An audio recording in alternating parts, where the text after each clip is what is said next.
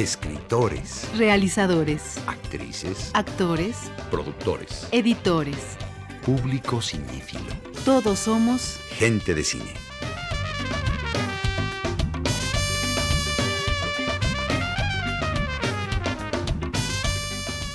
Entre el documental y la ficción, un encuentro con los que hacen, viven y disfrutan del cine.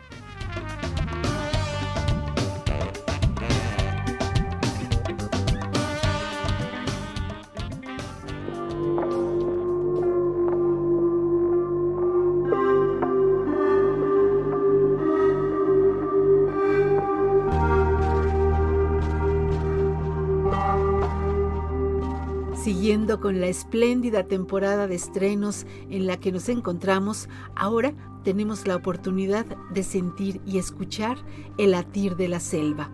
A partir de mañana, 3 de junio, podremos disfrutar de la belleza y temeridad que encierra Selva Trágica, película de Yulene Olaizola, quien junto a su pareja de vida y creación, Rubén Imaz, logran nuevamente otra proeza fílmica. Olaizola e Imaz se han convertido en cineastas que continúan la estirpe de grandes expedicionarios del cine, como Werner Herzog. En unos momentos podrán escuchar más de una historia lograda con la unión de diferentes voces a través del tiempo, culturas y continentes, que nos habla de leyendas ancestrales, las cuales siguen hipnotizando a quienes las escucha y ve. Toda una hazaña fílmica, Selva Trágica de Yulene Olaizola, recrea una leyenda en medio de un paisaje sonoro de gran potencia y transformación visual. La película estrenó el año pasado en el Festival Internacional de Cine de Venecia y a partir de mañana podrán verla en Cineteca Nacional en la Ciudad de México, también en la Cineteca de Guadalajara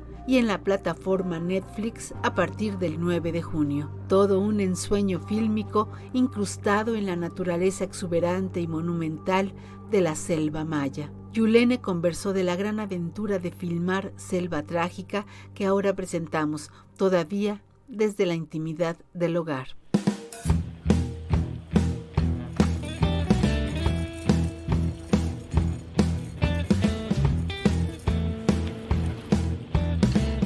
Gente de Cine es un programa dedicado a los que hacen, viven y disfrutan del cine. Para comunicarse con el programa, escriban a Gente de Cine en Facebook y Twitter. También pueden hacerlo en Facebook Live de Radio Educación los miércoles, mientras se transmite el programa.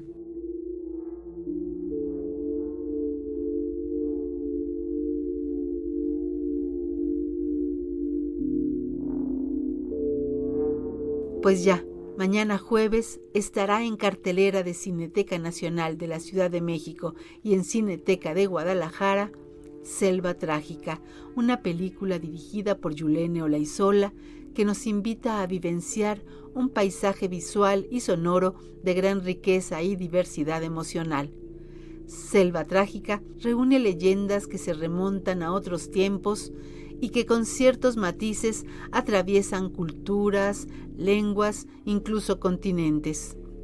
La película parte de un relato maya en torno a una mujer llena de encantos y secretos, Xtabay. Un narrador nos guía en los pasos de este ser casi mitológico y su encuentro con un grupo de trabajadores dedicados a extraer una pasta masticable, picando el árbol del chicle. Yulene Olaizola tuvo un cuidado no solo en lo que muestra la imagen, sino muy especialmente en lo que se escucha. Por eso es importante guardar silencio para dejar que la selva nos hable.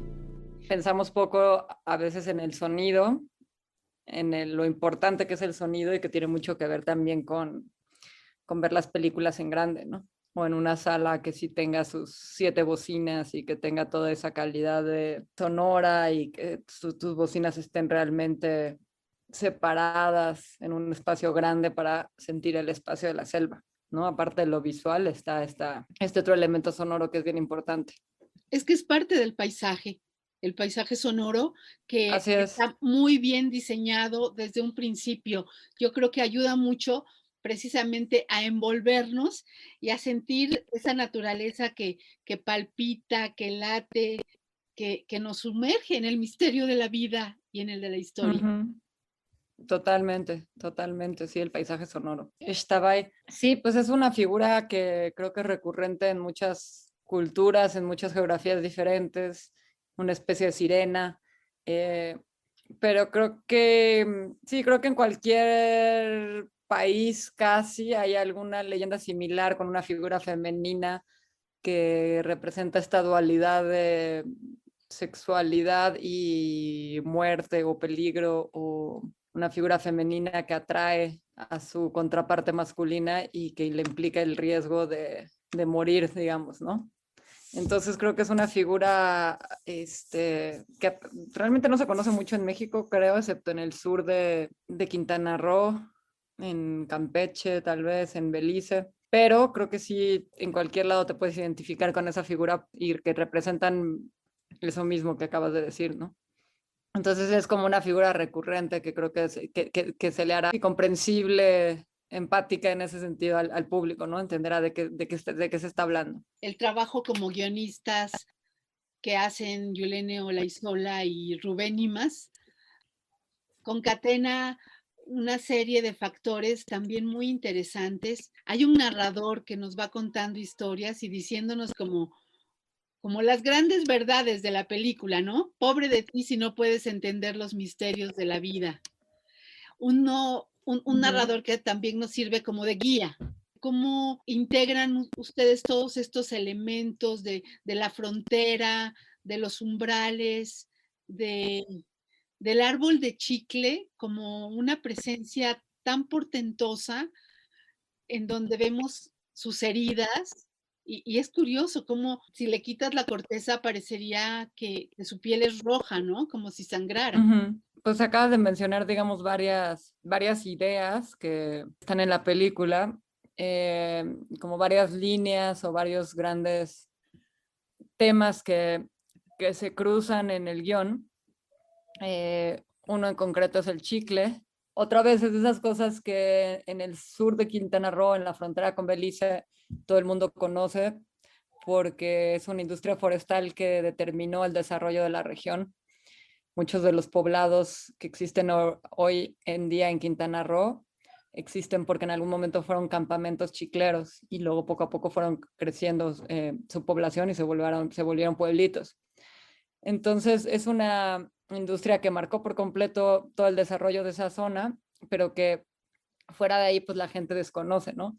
Yo me topé con el chicle estando allá, pasando tiempo allá, y cuando tuve oportunidad de ver cómo era el proceso de extracción, me pareció fascinante porque como bien describes, cuando los chicleros le dan machetazos al árbol para generarle heridas en la corteza y que salga la resina blanca, la piel del zapote queda expuesta, una parte de la corteza, y efectivamente es un rosa intenso y no por nada se dice que desangran los árboles, ¿no? Y es curioso porque a pesar de que en realidad es una industria autosustentable, porque los árboles no se mueren y pueden volver a dar chicle años después, el proceso es algo dramático, ¿no? Implica mucho riesgo también para los hombres que se dedican a eso. Y en su momento, cuando realmente era una industria enorme, no era tan autosustentable el asunto porque se sobreexplotaban y a veces no se explotaban de la manera correcta, a veces no se cortaban de la manera correcta. Entonces sí implicó el deterioro de la selva de manera muy fuerte en esa época más o menos, ¿no? En la década de los 20. Y fue muy interesante darme cuenta que todavía es algo que perdura, todavía sigue ya no como una industria, sino ya nada más como una pequeña actividad de algunos poblados, pero la manera de extraer chicle sigue siendo exactamente la misma, o sea, se siguen subiendo al árbol amarrados con unas cuerdas sin ninguna otra herramienta más moderna, se sigue haciendo exactamente igual que hace 100 años. Entonces eso me pareció muy interesante. Y por otro lado, pues todo el mundo del Ixtabay, que efectivamente se narra a través de esta voz en off del personaje de Jacinto, que es un joven maya chiclero. A Jacinto yo tuve oportunidad de conocerlo. Bueno, Jacinto es el personaje mediano, el actor. De conocerlo, justo fue la primera vez que me llevaron a ver cómo se extraía el chicle y fue con él y su hermano Toño, que también actúa en la película. Y desde que los conocí, supe que ellos dos tenían que ser personajes de la película, entonces empecé a escribir el guión, o seguía escribiendo el guión ya pensando en ellos, y poco a poco fueron ganando peso, sobre todo Mariano, como posible actor, y fue así que se me ocurrió aumentar una voz de narrador que la llevara él y que te hablara en maya, puesto que la leyenda es maya, y que te hablara de manera un poco más poética y abstracta de esta leyenda de la mujer Shtabai y que te vaya guiando un poquito, ¿no? Al espectador. Entonces fue así como llegó la idea y después bueno, fue un proceso como largo, ¿no? La voz se fue trabajando durante mucho tiempo. Lo trabajé con él también bastante para poder entonar y transmitir, pues sí, los sentimientos concretos que tenía que transmitir la voz en cada momento, trabajando con un chico que pues no es actor y que además es muy complejo con el maya porque no, los textos están inspirados en poemas de Mendiz Bolio, que habla sobre la mujer Xtabay, luego traducidos al maya, pero no es el mismo, el maya no es el mismo que se lee como se habla. Entonces hay muchas complejidades de la lengua que obviamente uno desconoce y que cuando empiezas a indagar y a trabajar al respecto, pues te das cuenta que no tienes ni idea de en qué te estás metiendo. Por lo tanto, llevó mucho trabajo y fue pues sí, detalles que cuidamos mucho para que, aunque uno no pueda entender el maya, el sonido, la fonética, como la lírica de cómo suena el maya, te fuera también como enganchando, ¿no? Hipnotizando de alguna manera.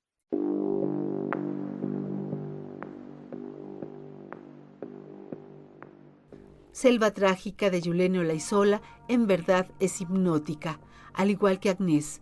Esa mulata que huye, se adentra en la selva y nos imanta, nos seduce e intriga. La diversidad del verdor de la naturaleza, Río Hondo, la frontera de México y Belice, las voces y las lenguas que se escuchan. Selva Trágica se remonta a otros tiempos. Son los años 20, pero muchas de las costumbres permanecen. Entonces no saben nada de Lázaro. ¿Será que lo agarraron por los ingleses?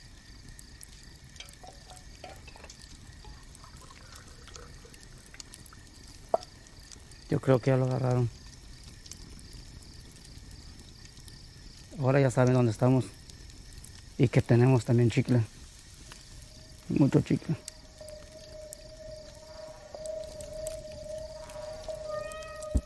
Háblanos de las mezclas que conjuntan en la Selva Trágica.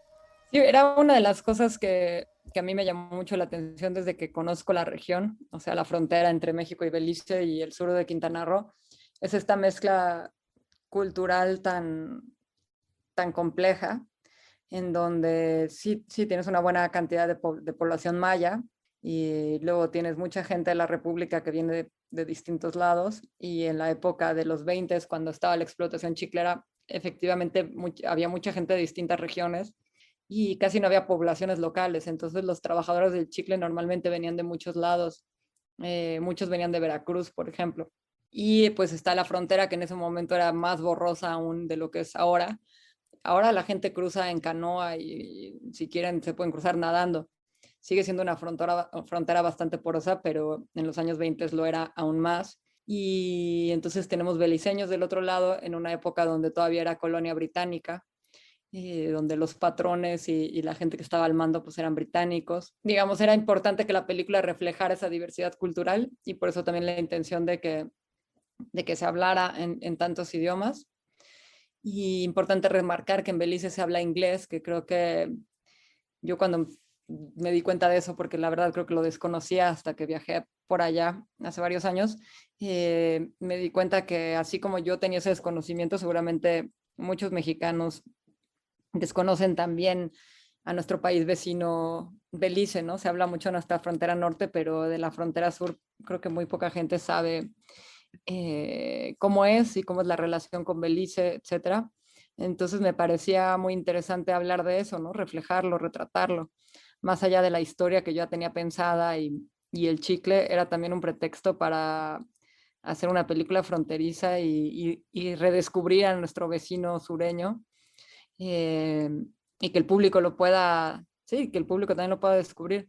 Entonces todo eso me parecía parte crucial de la apuesta, ¿no? Hacer una película multicultural, multilingüal y que también los rostros del talento de la película reflejara esa diversidad. Entonces tenemos actores que efectivamente vienen de distintos lados de la República, pero creo que cada rostro de los actores es muy peculiar y es único de alguna manera. Es la frontera entre México y Honduras británicas, como se conocía antes a Belice, ¿no? Y después se quedó Honduras y aparte la parte que es más cercana a nosotros, que es Belice. Sí, tal cual, y además Belice se independizó hasta los 70s, creo, finales de los 70s, o sea, es ya en épocas modernas, curiosamente.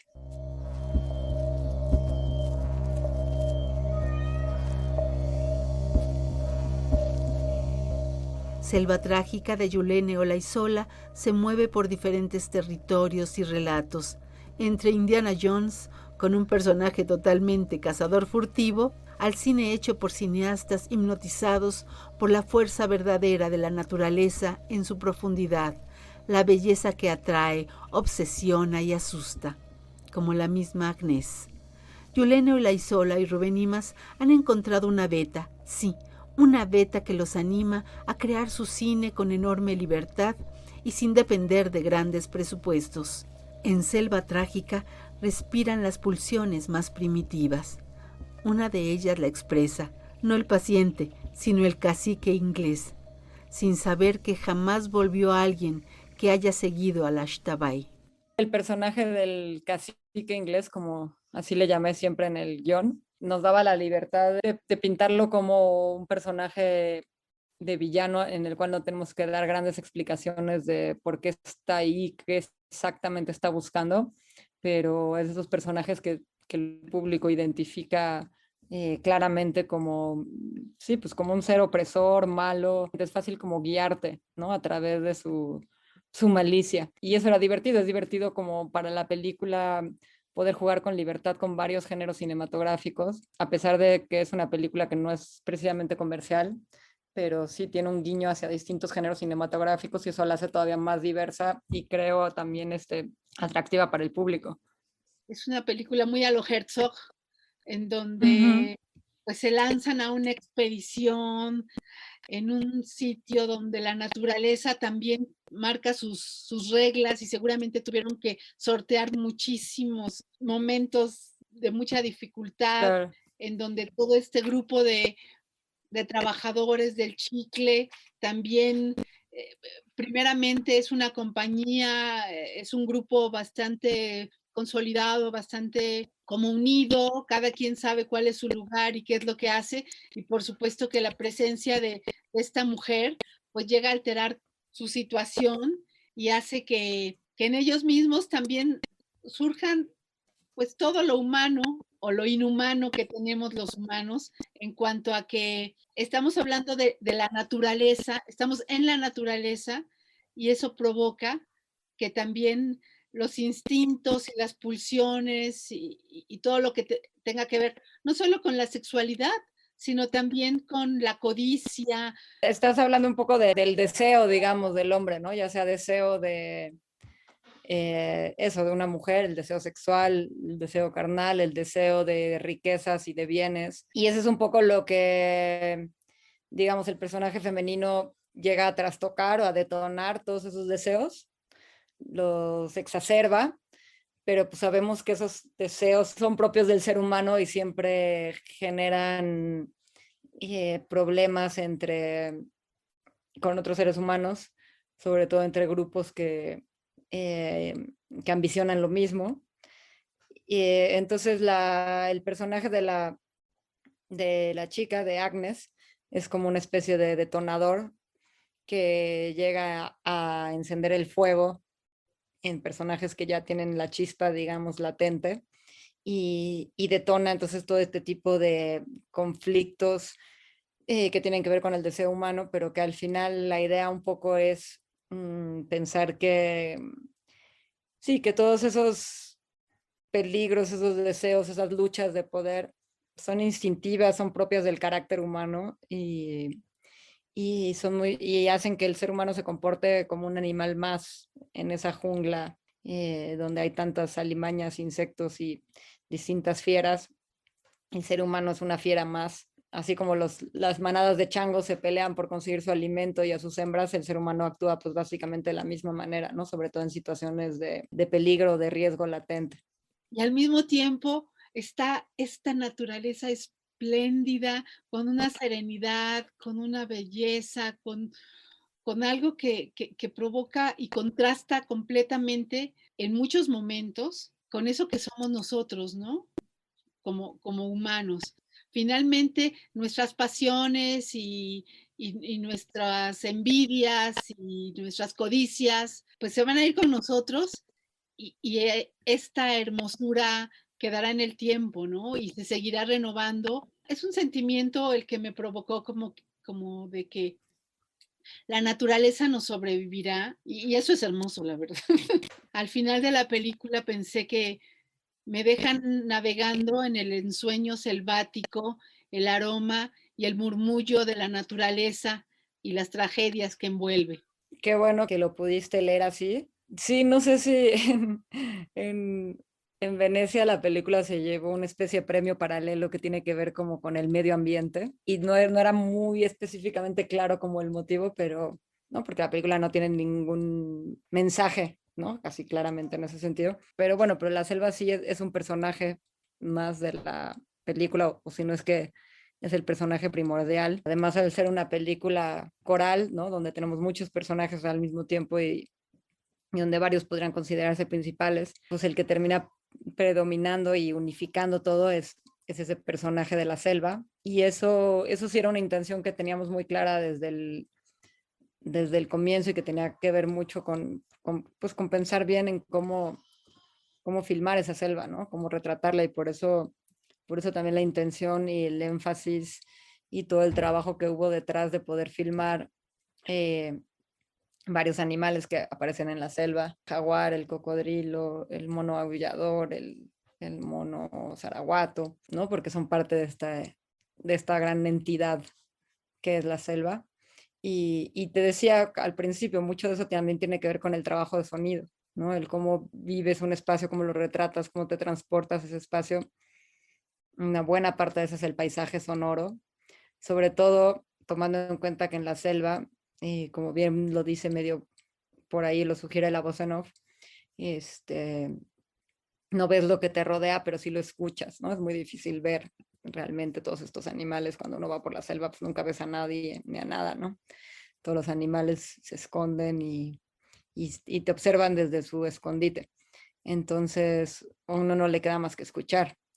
Y la película tiene un trabajo muy detallista en ese sentido, en recrear la selva a través de sus paisajes sonoros.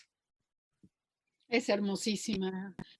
Te digo que yo tengo muchísimos deseos de volverla a ver. Ahora sí que en pantalla grande me voy a animar a salir. Todavía no salgo, pero lo voy a hacer por la selva trágica, por este hermosísimo trabajo que han realizado y por ver a Alashtabay, esa mujer que desean en todas las mujeres y la que no se encuentra ninguna.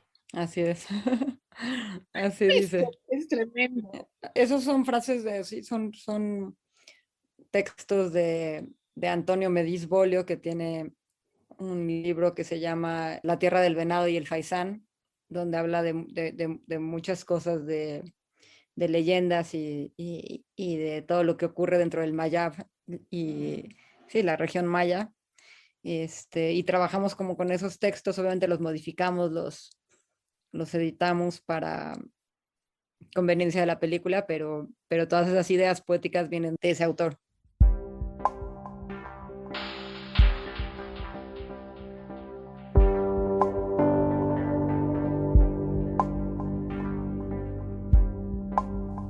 Lashtabay es la mujer que deseas en todas las mujeres y la que no has encontrado en ninguna todavía.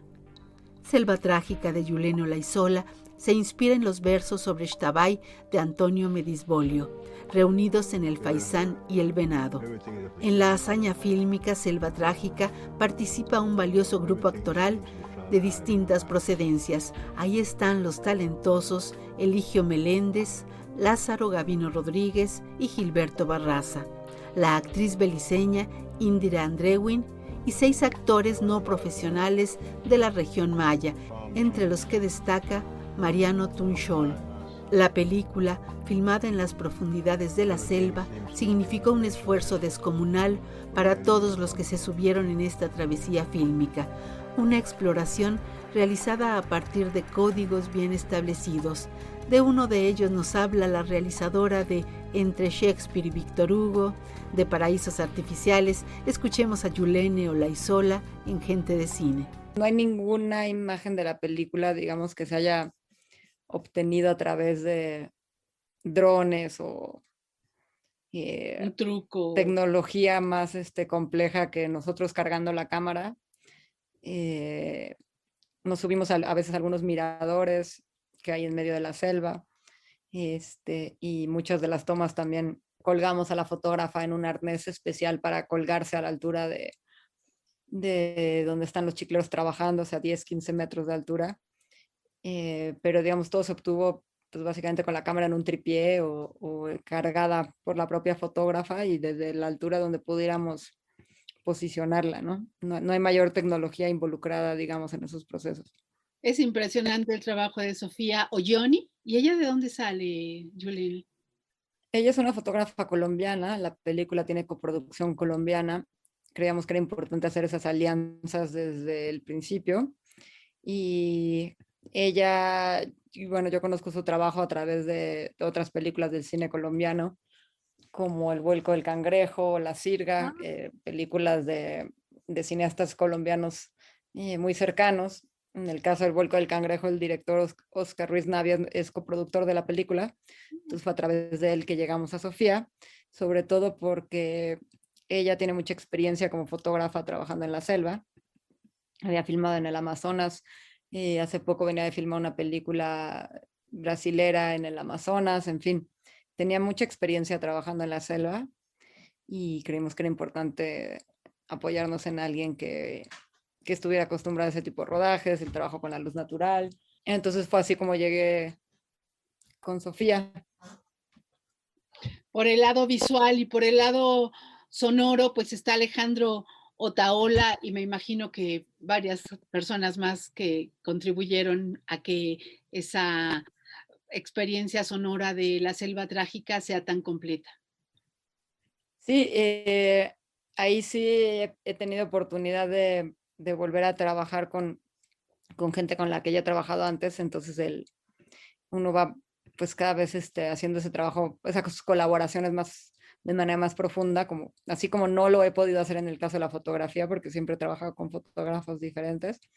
En el caso del sonido, pues esta es la segunda vez que trabajaba con Otaola y con José Miguel Enríquez, que hace el diseño sonoro, es ya la quinta vez que trabajo con él. Entonces ya hay un entendimiento y un nivel de comunicación y de búsqueda que compartimos ambos que hace que todo fluya mucho mejor, ¿no? Y que también intentemos hacer cosas que no hayamos hecho en las películas anteriores, que exploremos cosas nuevas. Y también la película se vio beneficiada un poco a veces sí, por los tiempos largos de la pandemia, ¿no? La pandemia nos agarró cuando estábamos terminando la película y de pronto pues muchos procesos se vieron detenidos, no los podíamos terminar. Y mientras todo eso estaba detenido, pues nosotros seguíamos trabajando y seguíamos perfeccionando y perfeccionando. Tuvimos también oportunidad de hacer la mezcla con los ahora recién galardonados con el Oscar, con Jaime Bach y Michelle Kutunele, nunca puedo pronunciar su apellido, con ellos dos que hicieron la mezcla sonora. Pues eso, sí, colaboraciones pues estratégicas y muy importantes para que las películas se terminen lo mejor posible.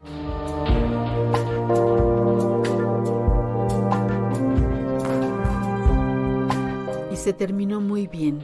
Al ver Selva Trágica de Yulene Olaizola, queda la sensación de que la vida, al igual que la naturaleza, continúa respirando como si nada hubiera pasado. La pareja artística cinéfila y cinera, formada por Rubén Imas y Yulene Olaizola, ha logrado desarrollar su creación a través del intercambio y el crecimiento de cada uno en particular y de la pareja en una vida compartida desde sus épocas de escolares en el CCC. De sus más recientes películas, de Epitafio, de Tormentero, nos habla Yulene Olaizola. Es un camino conjunto, ¿no? Creo que Selva Trágica heredó muchas cosas de la película anterior de Rubén, de Tormentero, filmada en Campeche. Además, ajá. Empezó también como a trabajar esa película. En fin, la vida nos ha llevado también mucho hacia la península y luego es la vida la que te lleva a encontrar las películas, ¿no? Y creo que en Tormentero Rubén ya había empezado a explorar muy claramente mitos y leyendas que tienen que ver como con las culturas prehispánicas. Él en Tormentero hablaba del mito de Ixchel, que es esta como diosa de la fertilidad, y también su película se lleva a cabo en un entorno natural, aunque también citadino, pero con una naturaleza exuberante y peligrosa y compleja. Entonces creo que Selva heredó muchísimas cosas de esa búsqueda y sigue también la herencia de Epitafio en el sentido de voltear hacia el pasado, hablar de contextos históricos, digamos, determinantes para el país, para la República Mexicana y que de pronto son poco conocidos. Y también la idea de poderte remitir al pasado sin necesidad de utilizar sistemas de producción como demasiado complejos que impliquen demasiado dinero, sino con la libertad que te da la misma naturaleza como escenario, ¿no? Así como era el volcán antes, ahora es la selva.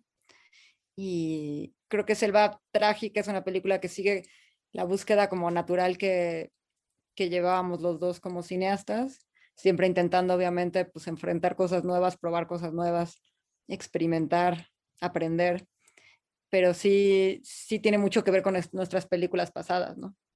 La película se terminó justo cuando comenzaba la pandemia. Y entonces tuvimos que tomar varias decisiones muy complejas sin saber qué iba a determinar el futuro de la película, o sea, de qué iba a pasar realmente. Y la primera decisión importante fue aceptar la invitación del Festival de Venecia para tener ahí nuestra premier, sin seguridad absoluta de que el festival se fuera a llevar a cabo, porque siempre estuvo latente el peligro de que lo cancelaran una semana antes, días antes, porque se avecinaba un repunte de casos en Europa. También tomar la decisión de ir para allá, de viajar con 7 meses de embarazo, de hecho. Y después decidir qué hacer con el futuro de la película, seguir en festivales, pero cuando la mayoría de los festivales están siendo de manera virtual y cuando ya no puedes tener la oportunidad de viajar tú para acompañar esa película con la que llevas trabajando tantos años y tampoco puede ir el talento y el resto del equipo, no poder ver la película con el resto de tu equipo, como normalmente se hace en algún momento del proceso. No saber qué hacer respecto a una exhibición comercial, puesto que pues, las salas estaban cerradas, en fin. Fue un momento bastante complejo y lo sigue siendo. Y dentro de toda esa complejidad y dificultades, creo que la película ha tenido mucha suerte y termina siendo un caso bastante exitoso, por decirlo de alguna manera, a pesar de las circunstancias tan complejas, porque la película va a poder ser vista en plataformas digitales a través de Netflix en 190 países, cosa que para nuestras películas pues es un alcance que nunca hemos logrado antes. Y también va a tener la oportunidad de verse en pantalla grande en la Cineteca Nacional a partir del 3 de junio y en la Cineteca de Guadalajara. Entonces, frente al panorama en el que nos encontramos y en general para las condiciones del cine que son tan complejas hoy en día, creo que Selva Trágica va a poder gozar de una vida muy sana, esperemos, ¿no? Y prolongada y que le llegue a muchísimo público.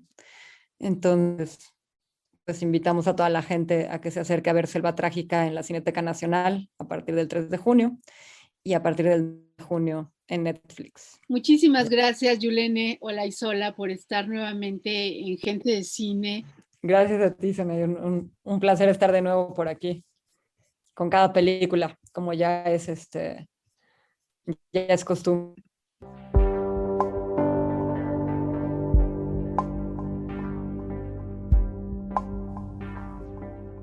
Después de ver Selva Trágica, película realizada por Yulene Olaizola, con un guión de ella y de Rubén Imaz, me quedé navegando en el ensueño selvático de los aromas y el murmullo de la naturaleza, que todavía escucho, a partir de mañana, en Cineteca Nacional. Entren a las redes de Selva Trágica.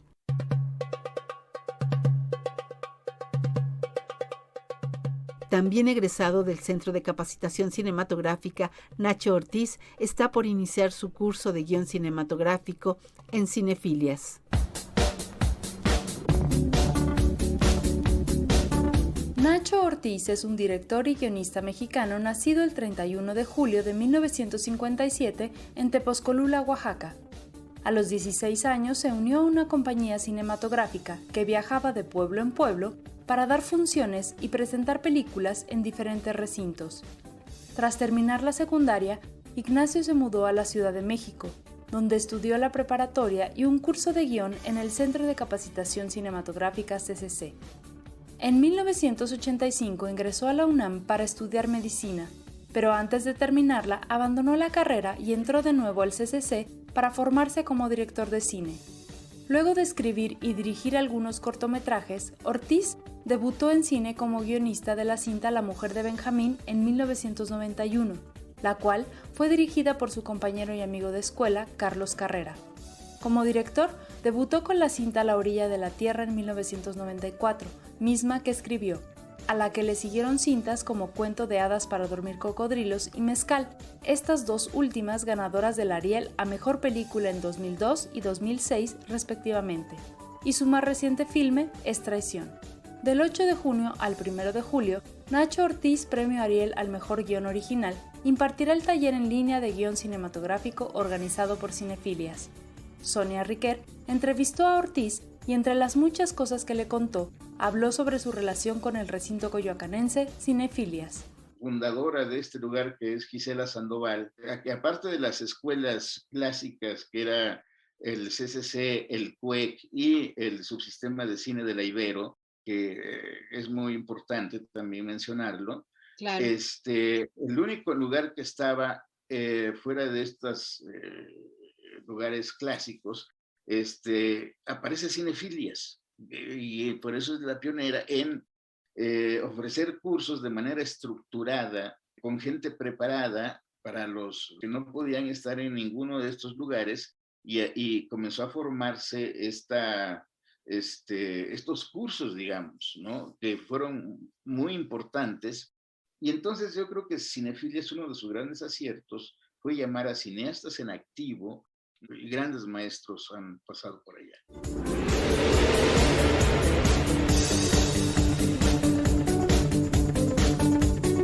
El cineasta y guionista Nacho Ortiz hizo una invitación a los radioescuchas de Gente de Cine y describió a detalle cómo será el taller de guión cinematográfico que iniciará el 8 de junio. Una sola cualidad, que tenga interés en contar cuentos, que tenga interés en contar una historia y que le guste el cine. Tengo un lema cuando empezamos y les digo, justamente hablando de esto que mencionas, que es ese viaje al interior, que es muy importante, la autoexploración, de la cual hablan todos los grandes escritores de guión, desde los japoneses hasta el muchacho que escribió Taxi Driver, Paul Schrader, todo el mundo, pasando por el escritor de Toy Story, etcétera, todo el mundo habla de una autoexploración, ¿no? Y yo creo que eso es muy importante. Y entonces, a partir de eso, el lema que tengo y que les digo en la primera sesión es: en el cine, para escribir nuestras películas, la ropa sucia no se lava en casa, se lava en público, ¿no? Con el afán de encontrar esos puntos que te conflictúan en la vida y ponerlos en una historia, o que te conflictúan, o que te divierten, o que, ¿no? Para que exista tu punto de vista, es el punto de partida del punto de vista del escritor, del guionista, perdón. Sí me preocupan dos cosas importantes, ¿no? La primera es que el señor, señorita que estén ahí tengan la capacidad, como tú dijiste, de exponerse, ¿no? Que es el primer punto. Y yo creo que esa capacidad de exponerse se logra o logras la confianza a partir de cómo generas y cómo cohesionas el grupo. Sí, la diferencia es, o creo que no me ha sido difícil online, déjame decirte que ya me gustó y ya me acostumbré, y sí se puede generar esa confianza. ¿Y cómo se genera? De la siguiente manera, haciendo la reunión circular. Y tú dirás, ¿y cómo lo haces circular en online? Opinando sobre el que ha expuesto algo, y entonces en esta opinión se hace una cohesión. Creo que es un punto importante. La otra cosa que me interesa es el miedo que pueda tener alguien en decir cómo voy a exponer mi historia, me la pueden piratear, ¿no? Que es algo que sí existe. Pues bueno, ahí nosotros simplemente abogamos por la buena fe de la gente, y hasta hoy nunca ha ocurrido una denuncia de pirataje por mi historia en todos los años que llevo dando estos cursos, ¿no?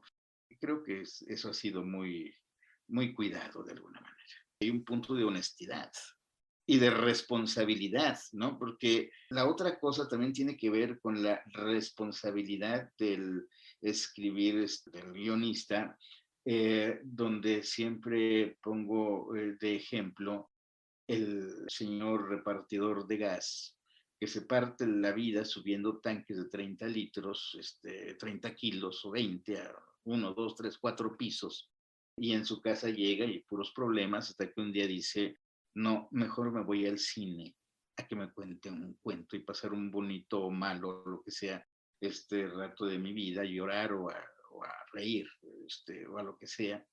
Y se mete, ¿no? Saca su cartera y con ese dinero que le dieron de propina o no, cargando los tanques del gas, paga el boleto, ¿no? Y entonces se los muestro para que tengan conciencia de la gran responsabilidad del contador de historias, ¿no? Que alguien le está pagando de su dinero, dando su tiempo y esperando que tú le tranquilices, le des un pequeño giro, lo diviertas, lo hagas llorar en su vida por un momento. Y eso creo yo que es tan importante, o a veces más importante, que el médico que te va a quitar el dolor, o el cura que te intentará, digo, el cura por decir genéricamente algo, que te va a aliviar, o que intentará, o que lo buscas para que te alivie un pesar del alma, ¿no? Entonces el contador de cuentos es muy importante.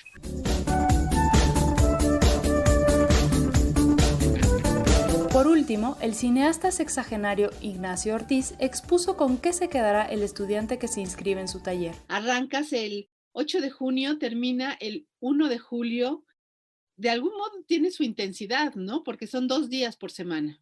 Sí, se vuelve bastante intenso, y yo creo que está programado de esa manera para que los interesados se den cuenta de que necesitas en un tiempo de tu vida volcarte en un proyecto y en un proceso, para que se den cuenta de que si no participas opinando o exponiendo una idea o desarrollando una idea y te quedas solamente sentado, no es un buen proceso de aprendizaje. Y entonces para eso es que tenemos estas 2 sesiones por semana, porque tiene que volcarse, entonces de pronto si necesita saber que le tiene que dedicar tiempo. Y si además el curso tiene un costo, pues desquita el costo, ¿no? De lo que Aprovéchalo, claro. Sí, porque en algún lugar, a veces en estas licenciaturas que hay por ahí en algunas escuelas, pues los muchachos no saben ni por qué están estudiando, y siempre digo, Dios mío, y los papás pagando la cobertura, en lugar de que se activen. Entonces esa es la idea, por eso se pone 3 horas por sesión, 2 sesiones por semana, y cuando terminamos descubrimos una cosa, que el tiempo no nos alcanza. Y si yo diera el curso 365 días, 3 horas diarias, no nos iba a alcanzar tampoco. Se queda con ya poder iniciar en la escritura de una historia en darle orden a su historia para escribir un guión. Se puede quedar quien ya va un poco avanzado con una escaleta ya estructurada para poder desarrollar el guión. O quien ya tiene una escaleta, se puede quedar con una información sobre cómo ordenar y cómo escribir o describir las secuencias, lo importante que tiene que ver, etcétera. O si ya tiene un guión completo, se queda con revisar la importancia del diálogo cinematográfico. Creo que sí, siempre se va a quedar con algo, y eso está padre. Por eso funciona estos grupos ensamblados.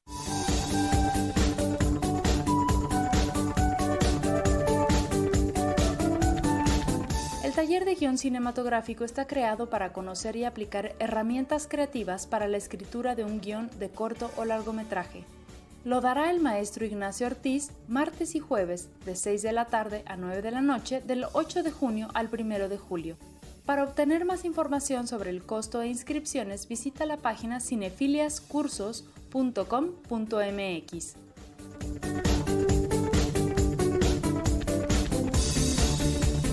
Para Gente de Cine reportó Mariana López Valenzuela.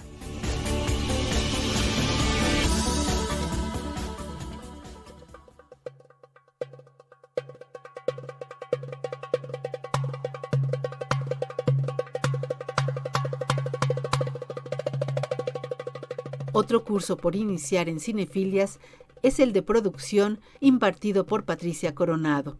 Empieza este lunes y de él nos da más información Elena Reina. La productora Patricia Coronado nació en la Ciudad de México en 1944.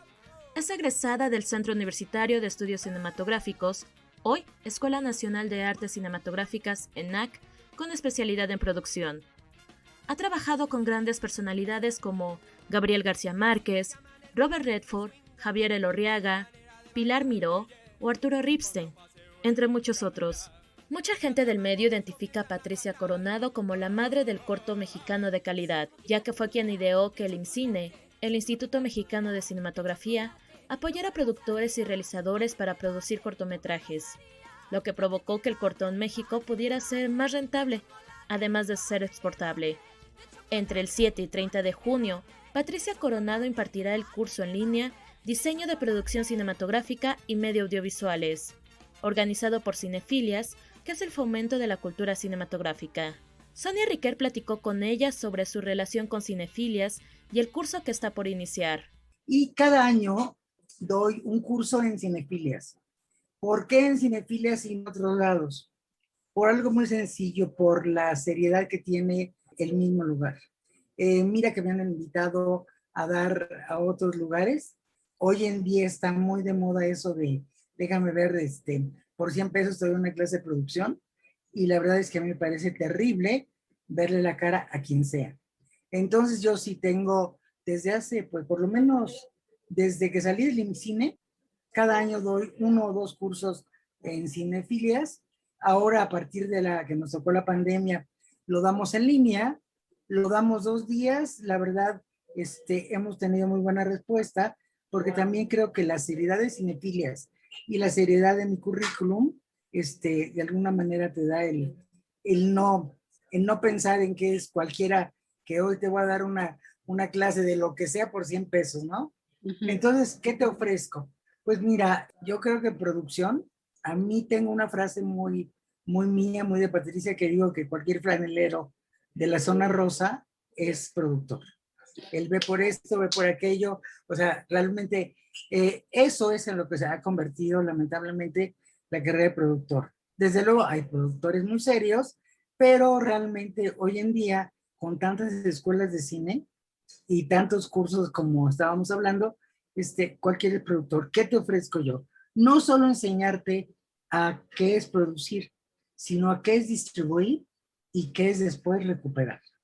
Algo que el cine mexicano le ha costado muchísimo trabajo, porque al final de cuentas es muy fácil producir una película, con todo lo complicado que es, que son 2 años de tu vida lo que mínimo llevas, pero nunca nos ocupamos de hacia qué le estamos contando las historias, cuál es el público ese al que le vamos a contar la historia.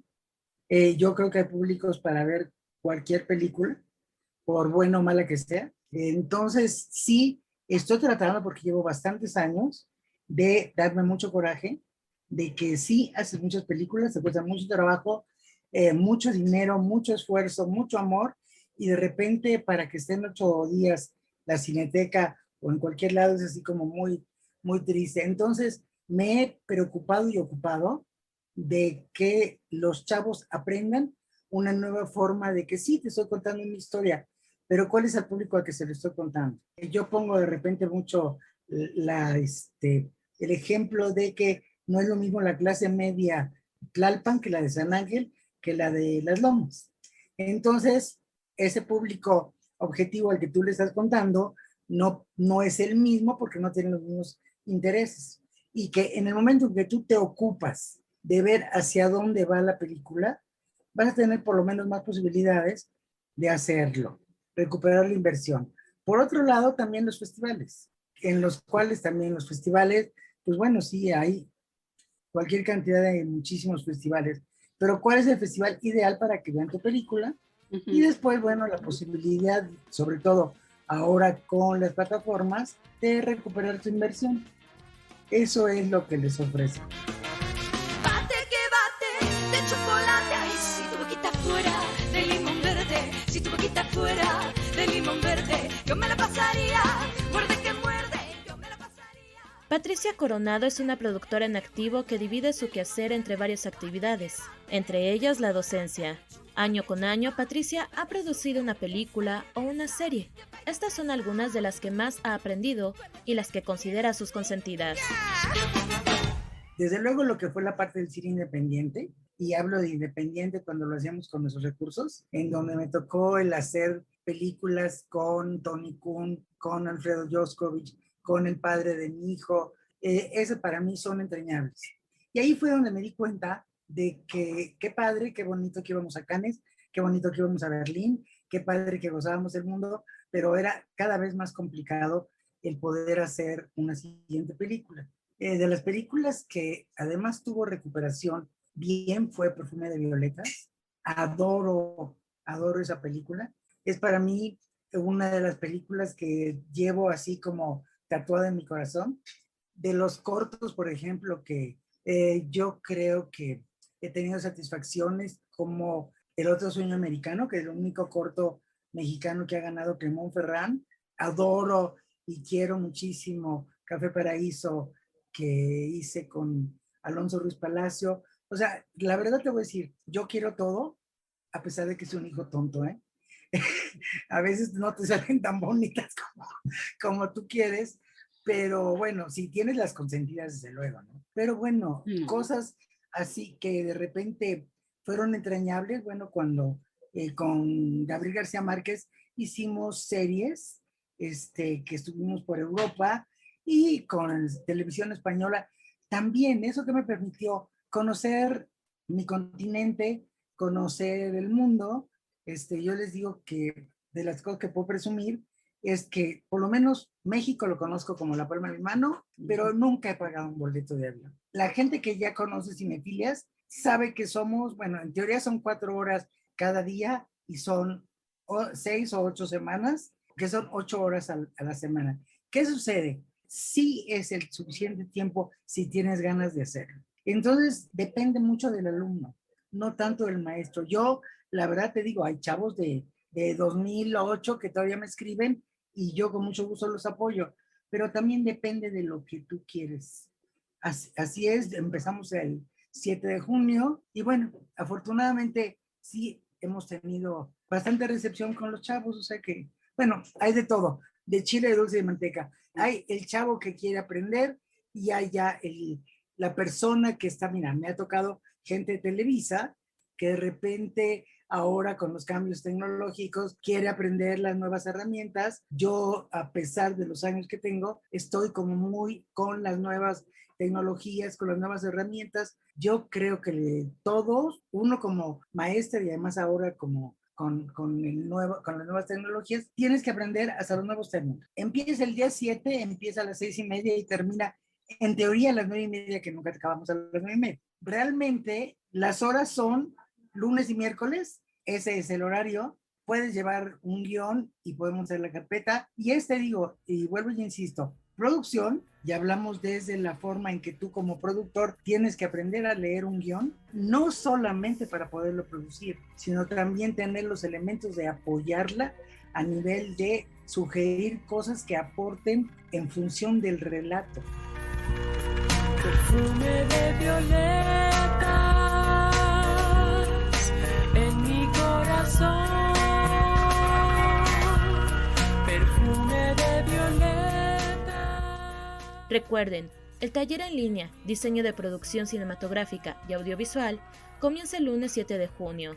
Son 8 sesiones, lunes y miércoles de 6:30 a 9:30 de la noche o hasta que se rindan. Si deseas mayor información, escribe al correo cinefilias@cinefiliascursos.com.mx o al WhatsApp 55 48 25 80 05. Para Gente de Cine, Elena Reina.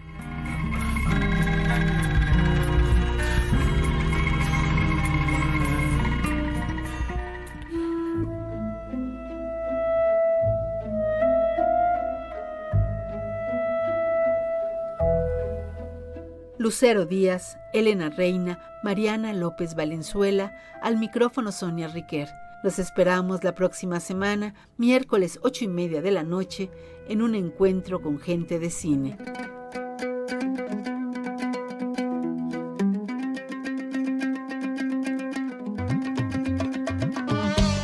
Escritores, Realizadores, actrices, actores, productores, editores, público cinéfilo.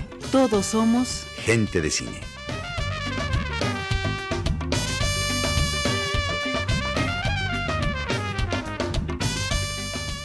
Entre el documental y la ficción, un encuentro con los que hacen, viven y disfrutan del cine. Busquen Gente de Cine en Facebook o en Twitter. Esperamos sus mensajes. Ya saben, nos vemos en el cine y nos escuchamos en el 1060 de amplitud modulada. Es Radio Educación.